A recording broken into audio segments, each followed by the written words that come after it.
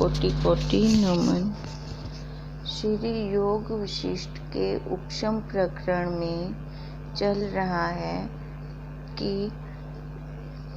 बड़ा भाई पुण्यक ने कल छोटे भाई पावन को तत्व ज्ञान दिया था, जिससे वो भी अपनी स्वरूप में स्थित हो गया।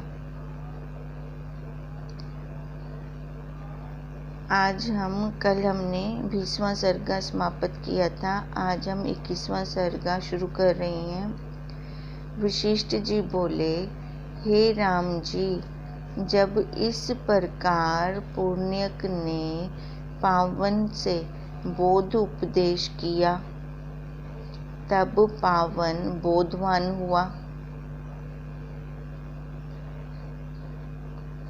तब दोनों ज्ञान के पारगामी और निरीक्षित आनंदित पुरुष होकर चिरकाल पर्यंत विचरते रहे और फिर दोनों विधेय मुक्त निर्वाण पद को प्राप्त हुए।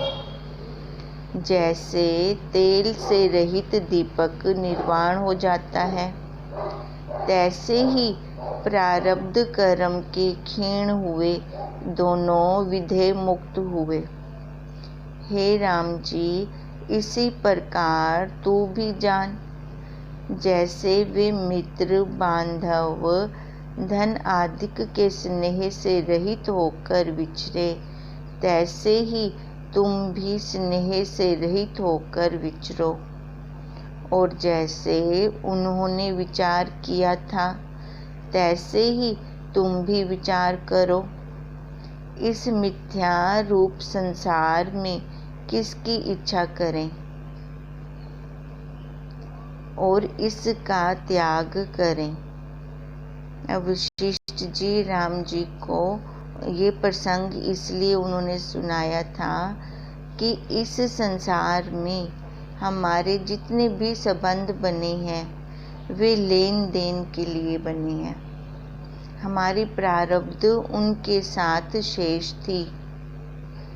लो दो और चलो। बस किसी को सुख देना है तो किसी से लेना भी है, किसी को दुख देना है तो किसी से लेना भी है। जब ये प्रारब्ध का बना हुआ शरीर का ये लेन देन खत्म हो जाता है, तब बस ये चला जाता है। अब इसलिए किसी के साथ राग ना करो, ना ही किसी के साथ द्वेष करो, क्योंकि ये संसार कैसा है, मिथ्या रूप है। जिस काल में भासता है वो काल सत्य है, पर ज्ञान होने के बाद वही देखो कैसे फिर हमें भ्रम, ये सारा भ्रांति लग रहा होता है। पर जिस अज्ञान काल में तो कितना सच्चा और पक्का था। इसलिए ऐसा ज्ञान लेकर, ऐसा जानकर, संसार को मिथ्या रूप जानकर इसका त्याग करें। ऐसे विचार कर अनंत इच्छा और तृष्णा का त्याग करना यही औषध है। तृष्णा रूपी इच्छा का पालना औषध नहीं, क्योंकि पालने से पूर्ण कदाचित नहीं होती। जितनी इच्छाएं बढ़ती हैं, जितनी वासनाएं बढ़ती हैं, पर इनका कभी अंत नहीं आता। गुरुदेव कहते हैं कि ये शरीर खत्म हो जाता है, पर इच्छाएं वासनाएं खत्म नहीं होती। इसलिए नया फिर कोई और कपड़ा डाल लेते हैं। जो कुछ जगत है वह चित्त से उत्पन्न हुआ है, और चित्त के नष्ट हुए संसार दुख नष्ट हो जाता है। जैसे काष्ठ के पाने से अग्नि बढ़ता जाता है। अब जहाँ आग लगी हो उसमें हम और लकड़ देते जाएं तो अग्नि बढ़ती जाएगी, बढ़ती जाएगी। अगर लकड़ी देना हम बंद कर दें तो वही जितनी लकड़ी थी सबको जलाकर अग्नि खुद भी शांत हो जाएगी। अब ये जितनी इच्छाएं वासनाएं को हम पानी देते जाएंगे तो ये और बढ़ती जाएगी। अगर इसको हम यहीं पे शांत कर दें, मन को हम समझा दें कि आज तक तूने इतना ले लिया तो क्या हुआ, अब सारे भोग भोग कर देख लिए पर कहीं पे भी सार लगा, कहीं से हमें ऐसी ठंडी हवा आई, पर देखो अब सारा कुछ भोग भोगने के बाद भी वहाँ पर तृप्ति और शांति नहीं। खाली ये ज्ञान, तत्व ज्ञान, जैसे गुरुदेव के मुख से श्रवण किया और विचार किया तभी ये संसार के दुख नष्ट हुए हैं, भले हमारे पास कुछ भी ना हो। जैसे काष्ठ के पाने से अग्नि बढ़ती जाती है और काष्ठ से रहित शांत हो जाती है, तैसे ही चित्त की चिंतना से जगत विस्तार पाता है और चिंतना से रहित शांत हो जाता है। जब ये संकल्प विकल्प उठने बंद हो जाते हैं तब मन एकदम शांत है। हे राम जी, ध्येय वासना वान त्यागी रूप रथ पर आरूढ़ होकर रहो, करुणा दया और उदारता संयुक्त होकर लोगों में विचरो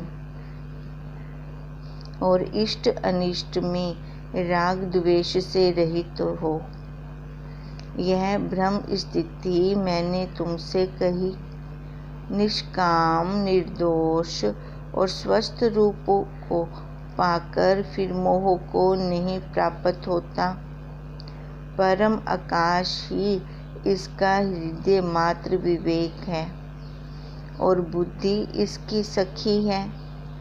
जिसके निकट विवेक और बुद्धि है वे परम व्यवहार करते हुए भी संकट को नहीं प्राप्त होते।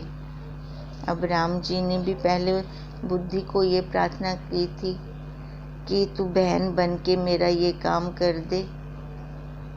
अब वशिष्ठ जी भी यही कह रही हैं कि तुम भी बुद्धि को ही अपने साथ रखो और विवेक अपने साथ रखो, सही गलत का निर्णय ले सको तो देखो उसका कभी भी अनिष्ट नहीं हो सकता। जो पहले विचार नहीं करते, कार्य अंधाधुंध कर देते हैं, उसके बाद विचार करते हैं तो उस विचार का कोई फायदा नहीं, क्योंकि जब तीर कमान से छूट ही गया तो वो कहीं ना कहीं पर जाकर लगेगा जरूर। तो वो लगना क्या है, ये शरीर रूपी कपड़ा मिलना। चारों खानियों में से कोई ना कोई कपड़ा तो मिल ही रहा है जब अज्ञानता में कर्म हो रहे हैं तो। अब इसलिए अपने पास बुद्धि और विवेक रखो, इससे तुम परम विवेक और बुद्धि का संग लेकर जगत में विचरोगे, तब संकट और दुख से मोहित ना होवोगे। नाना प्रकार के दुख, संकट, स्नेह आदिक विकार रूप जो समुद्र है, उसके तरने के निमित्त एक अपना धैर्य रूपी बेड़ा है और कोई उपाय नहीं। तो धैर्य क्या है? दृश्य जगत से वैराग्य और सत्य शास्त्र का विचार। अब धैर्य क्या करना है? जितना भी हम देख रहे हैं, जितना इन आँखों से दिख रहा है, सब मिथ्या है, बदलने वाला है, क्षर है, तत्रूप है, एक रस रहने वाला नहीं है। तो यहाँ से वैराग्य आना चाहिए, पहले तो त्याग करना आना चाहिए। अगर मन हमारी जो बात कहे कि ये चाहिए, उसकी बात कभी नहीं माननी चाहिए। मन की उसकी इच्छा पूर्ति कभी भी नहीं करनी चाहिए। पहले तो त्याग, त्याग का फल वैराग्य। फिर वो वस्तु हमारे सामने होते हुए भी हमारी इच्छा नहीं होती उस वस्तु को लेने की, और साथ में सत्य शास्त्र का विचार हो, सत्य का संग हो। इन श्रेष्ठ गुणों के अभ्यास से आत्म पद की प्राप्ति होती है। वह आत्म पद त्रिलोकी के ऐश्वर्य रूपी रत्नों का भंडार है, जो त्रिलोकी के ऐश्वर्य से भी नहीं प्राप्त होता। वह वैराग्य, विचार, अभ्यास और चित्त के स्थिर करने से होता है। देखो, त्रिलोकी का ऐश्वर्य कैसे प्राप्त होगा? जब त्याग का भी त्याग होगा, विचार करेंगे क्या सही है क्या गलत है, और अभ्यास होगा। अभ्यास मतलब बार बार अपनी दृढ़ता हम अपने साक्षी स्वरूप में करेंगे, अपने स्वरूप में लेकर आएंगे। हमारा स्वरूप क्या है? सत्य है, चित्त है, आनंद रूप है। जब अपने स्वरूप का हमेशा ही स्मरण रहेगा, यही अभ्यास है। और चित्त के स्थिर करने से मतलब मन पे जब हमारा कंट्रोल होगा,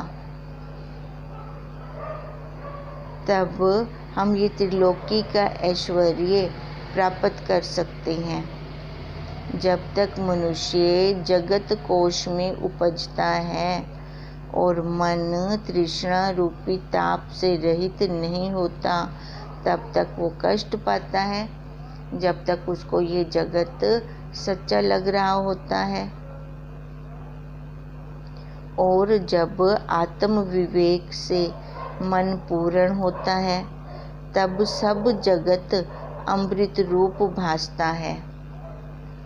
जैसे ज्योति के पहनने से सब पृथ्वी चरम रूप से व्यष्टित सी हो जाती है,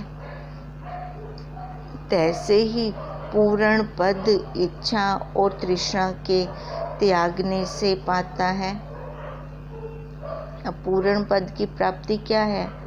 जब मूल से इच्छाएं और वासनाएं ही खत्म हो जाएं। जैसे अपने पैरों में हमने चप्पल डाल ली तो हमें फिर कांटा नहीं लग सकता।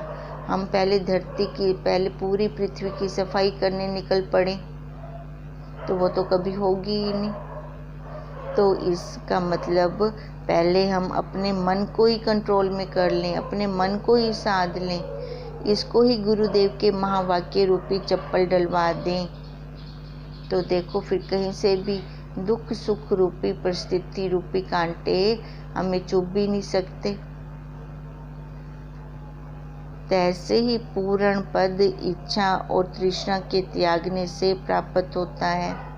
अब पूर्ण पद तब प्राप्त होगा जब हमारा मन कंट्रोल में होगा। जैसे शरद काल का आकाश मेघों से रहित निर्मल होता है, तैसे ही इच्छा से रहित पुरुष निर्मल होता है। जिन पुरुषों के हृदय में आशा फुर्ती है, उनके वश हुए चित्त शून्य हो जाते हैं। जिन पुरुषों के हृदय में आशा फुर्ती है, अगर उनका मन कंट्रोल में भी किया हुआ है तो वो भी फिर बाहर को निकल जाता है। कितने बड़े बड़े तपस्वी हमने देखे हैं कि अपनी मन की इच्छाओं के कारण, वासनाओं के कारण फिर फिसल जाते हैं। और जैसे अगस्त्य मुनि ने समुद्र को पान किया था, तब समुद्र जल से रहित हो गया था, तैसे ही आत्म जल से रहित समुद्रवत चित्त शून्य हो जाता है। अब जहाँ पर अपना विवेक नहीं है, विचार नहीं है, वहाँ पर वो अपने स्वरूप से वही हृदय शून्य है।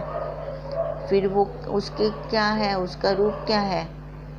दो चीज़ों पे दृढ़ता होती है, या शरीर के स्वरूप पे या अपने साक्षी के स्वरूप पे।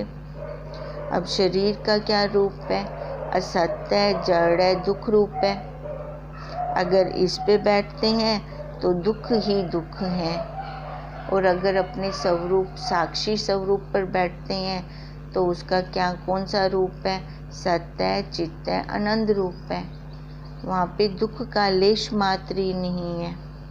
जिस पुरुष ने चित्त रूपी वृक्ष में तृष्णा रूपी चंचल मरकटी रहती है, उसको वह स्थिर होने नहीं देती और सदा शोभायमान होती है। वही इच्छाएं वासनाएं हर टाइम उसके ऊपर रहेंगी। और जिसका चित्त तृष्णा से रहित है,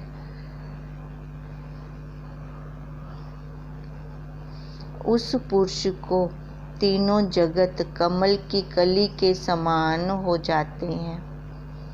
योजनों के समूह गोपदवत सुगम हो जाते हैं और महाकल्प अर्धनिमेषवत हो जाता है। हे राम जी, चंद्रमा और हिमालय पर्वत भी ऐसा शीतल नहीं, और केले का वृक्ष और चंदन भी ऐसा शीतल नहीं जैसा शीतल चित्त तृष्णा से रहित होता है। देखो, अब उन्हीं को ही जिनका चित्त तृष्णा से रहित है उनको महान पुरुष कहा जाता है, पुरुषोत्तम कहा जाता है, सब पुरुषों में उत्तम कहा जाता है। उन्हीं के पास से त्रिलोकी का ऐश्वर्य है। पूर्णमासी का चंद्रमा और क्षीर समुद्र भी ऐसा सुंदर नहीं, और लक्ष्मी का मुख भी ऐसा नहीं जैसा इच्छा से रहित मन शोभायमान हो जाता है। देखो, फिर जिस महान पुरुष ने, जिस पुरुषोत्तम ने ऐसा त्याग किया, अपनी इच्छाओं का, वासनाओं का जिसने त्याग किया, फिर उसके मुख पे सौम्यता स्वतः ही आ जाती है, कहीं से लानी नहीं पड़ती। जैसे चंद्रमा की प्रभा को मेघ ढांप लेता है और शुद्ध स्थानों को अपवित्र लेपन मलिन करता है, तैसे ही अहंता रूपी पिशाचिनी पुरुषों को मलिन करती है। हमें याद होगा कि राम जी ने प्रश्न क्या किया था। राम जी का प्रश्न यह था कि अगर अहंकार ही खत्म हो गया तो मनुष्य तो मृतक के समान है, फिर वो तो मृतक हो जाएगा, कोई कर्म नहीं करेगा, तो वो अपने साक्षी स्वरूप में कैसे स्थित होगा। तो वशिष्ठ जी उसी का ही आंसर दे रही हैं। एक बताया था अहंकार होता है ये शरीर वाला, और एक होती है अहम वृत्ति। अहम वृत्ति को हमने लेना है, अहंकार को नहीं लेना, क्योंकि अहंकार ही ये मलिन करता है पुरुष को। चित्त रूपी वृक्ष के बड़े बड़े टास दिशा विदिशा में फैल रही हैं, सो आशा रूप में देखो कितनी इच्छाओं से, वासनाओं से ये फैलता जा रहा है, फैलता जा रहा है। नहीं तो यही जीव क्या था? ब्रह्म था। अब ये ब्रह्म से कितनी दूर निकल गया। था तो ब्रह्म से इसकी जीव तक की यात्रा कैसी कष्टमयी रही, दुखमयी रही। कभी हमने विचार ही नहीं किया। कष्ट भी पा रहे हैं तो भी नहीं विचार हो रहा। कितने बड़े मूर्ख हैं। जब यही फिर अपनी इच्छाओं से, वासनाओं से और फैलाव करते जा रहे हैं। फंदे में फंदा डालते डालते हमने पूरा स्वेटर ही खड़ा कर दिया। कैसे हुआ? आशा रूप से हुआ। ये पूरा परिवार खड़ा हो गया। मैं भी सच्ची, मेरे वाले भी सच्चे। ये कैसे हुए? आशाओं से, इच्छाओं से, वासनाओं से। जब विवेक रूपी कुल्हाड़ी से उनको काटेंगे तब अचित पद की प्राप्ति होगी, और तभी एक स्थान रूप रहेगा, तब मन शांत होगा। अगर जल हिल रहा है तो प्रतिबिंब भी उसमें हिलता रहेगा। अगर जल स्थित है तो उसमें हम शक्ल साफ देख सकते हैं। ये मन रूपी जल, ये चित्त रूपी जल अगर स्थित एक जगह पे टिका हुआ है, हिल नहीं रहा, तो प्रतिबिंब साफ दिखता है। तो हमें अपने साक्षी का स्वरूप साफ दिखेगा।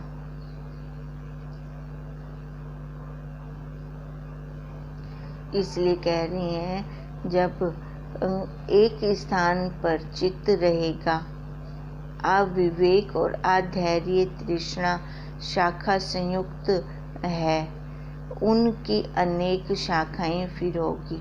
अगर चित्त एक स्थान पर टिका हुआ है तभी वो अपनी इच्छाओं को, वासनाओं को काट सकेगा।